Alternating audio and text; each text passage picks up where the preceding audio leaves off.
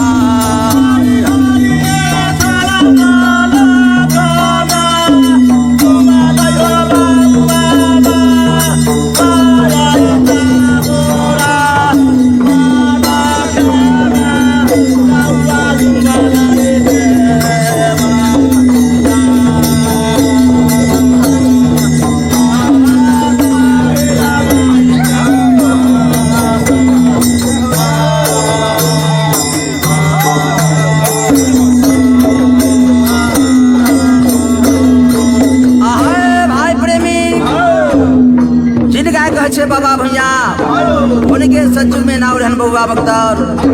बउआ बख्तर के काम रहन सवेरे सकाल स्नान का बउआ बख्तर माई गहिल देवता के मंदिर गहवर में जाकर विनती प्रणाम कले रहते। तब खैरा खोले के लिए बउआ बख्तर बथान में जाए रहते। बउआ बख्तर है समय भोरे भोरे स्नान का हाथ में लाठी छौकन लगा लेलखिन और माई गहिल देवता के गहवर में विनती प्रणाम करे के लिए चल दिलखिन। घड़ी छन पलख में बउआ बख्तर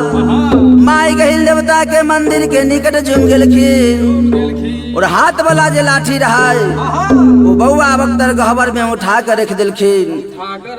पैर वाला झुनकी घड़ा में खोल कर बउआ लगे रख दिलखिन और चुटकी समझ से माई गहिल गहवर के मंदिर खोल कर गहवर में बउआ बख्तर प्रवेश कर गेलखिन और गहवर में प्रवेश कर बउआ बख्तर माई गहिल देवता से की करे छिन हो दास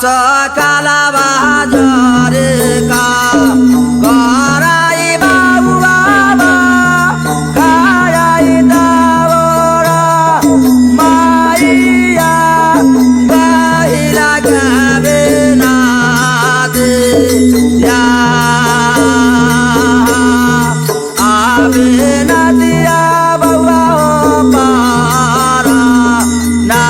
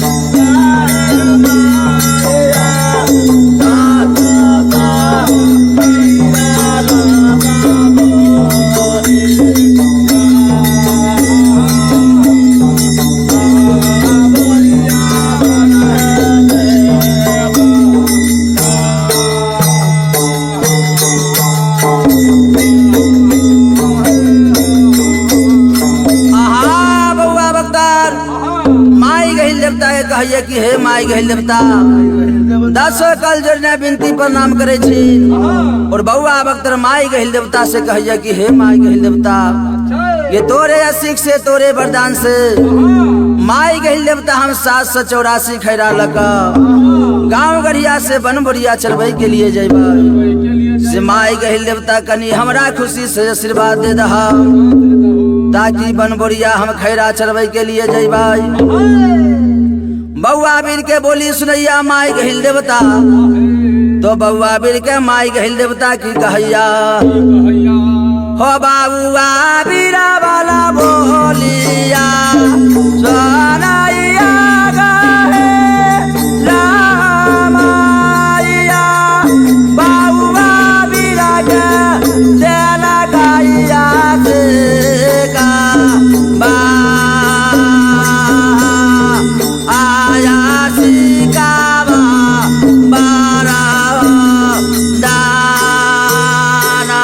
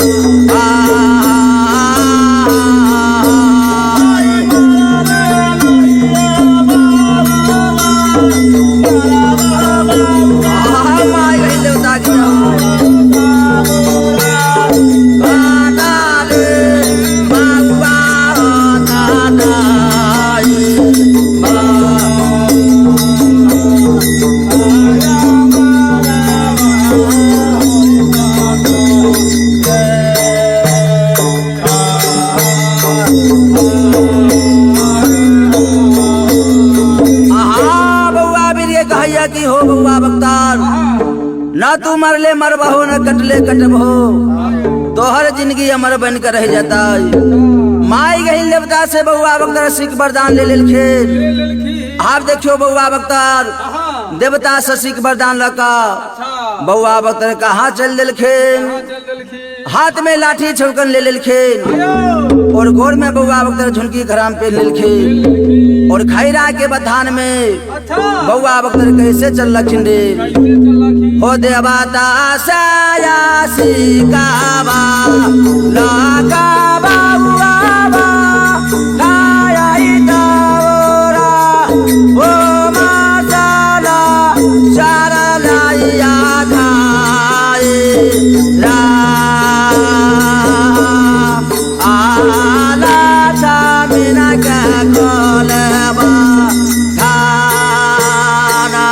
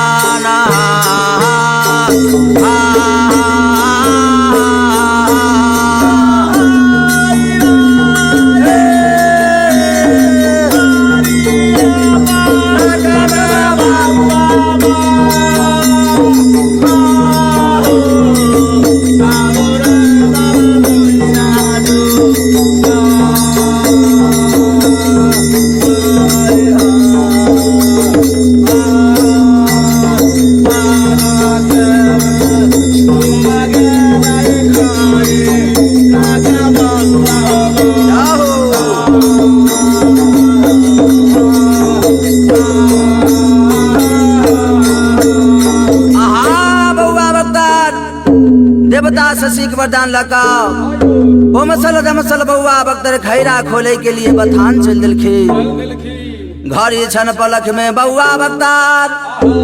खैरा के बथान में जुम गेलखिन और खैरा के जे बथान में जुम लखिन तो 784 खैरा घेर मेर के बथान में बैठल रहा बउआ बख्तर लाठी के हुर से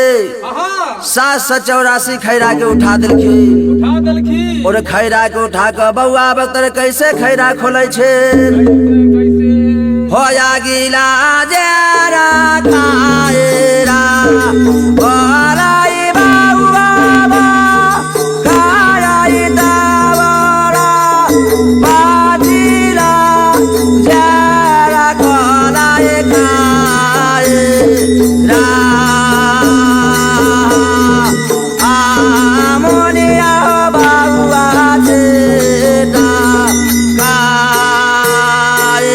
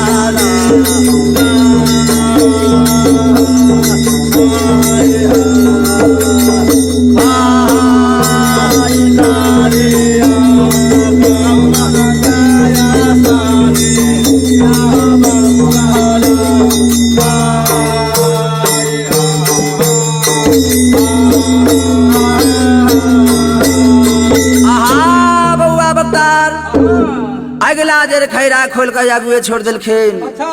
और पिछला जेर खैरा खोल कर बउआ बख्तर पाछुए छोड़ दिलखिन और बिचला जेर खैरा पर बउआ बख्तर कारी कमर के आसन लगा लिलखिन और ये आसन लगा कर बउआ बख्तर की करे छे हो लाठी के इशारा से ओए आ बउआ खाई दावरा खाईरा बेटा बड़ा महबाऊ बाबुआ बिराओ आशा मारा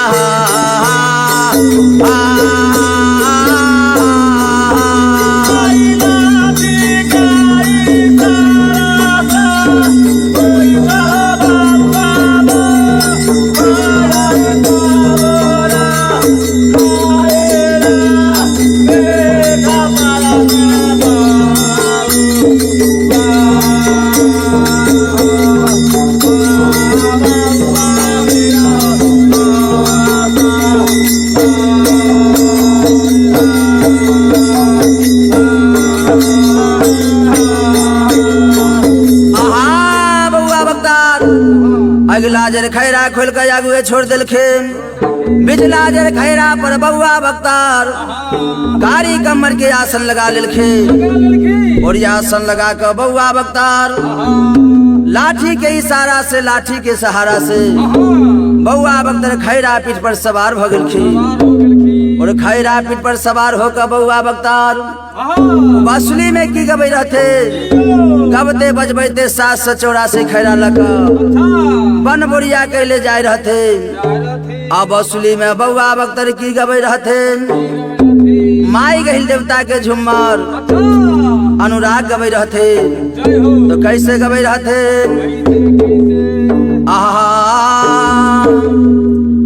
आत पहिले मंगाई है गहिल माई आसिरा के सिंदूरवा मैया गहिल सेवा गाना पर होइया उनासा मैया गहिल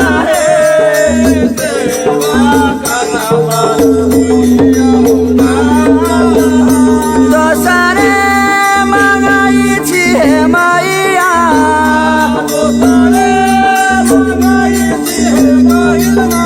आगो दिके बलकवा मैया गहिल गाना पर भैया उनासा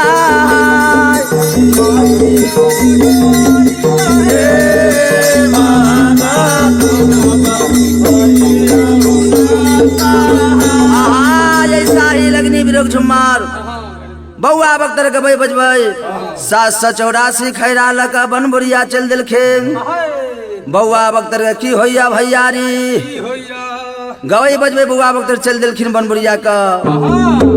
खोछा दूरा बाट